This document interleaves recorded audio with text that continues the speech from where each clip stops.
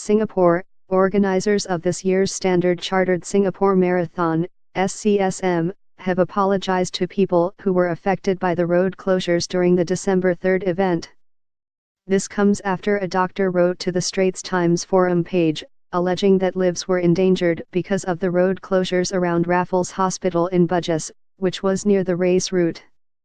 A spokesman for Ironman Asia, the race organizer, said, "We offer our sincere apologies to those affected by the closures for the marathon.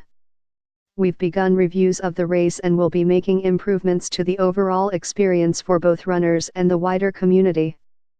But Ironman Asia stressed that it had held discussions with the Singapore Police Force, Singapore Civil Defence Force and Land Transport Authority about the routes this year.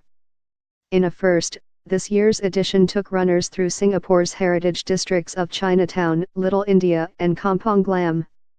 The spokesman added, "We also engaged hospitals affected by these diversions to develop alternative routes and direct access to accident and emergency (A&E) drop-offs for patients, doctors and emergency services." Access to Raffles Hospital on the morning of the marathon was facilitated through Rocha Road, in reverse flow towards North Bridge Road. Access to the hospital was available to all vehicles. An agreement was also made to facilitate access to the hospital for all emergency vehicles, from all directions, including through closed roads. We also made sure that all routes and access points were approved with the hospitals and communicated prior to the race through facilitation plans and traffic advisories.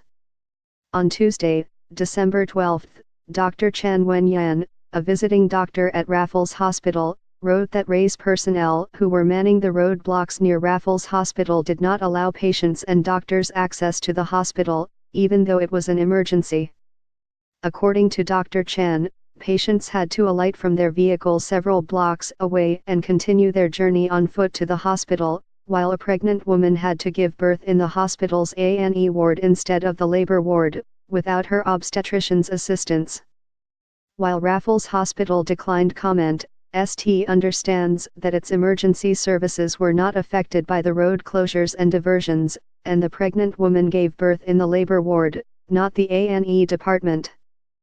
The complaint is the latest that the marathon organizers have had to contend with this year.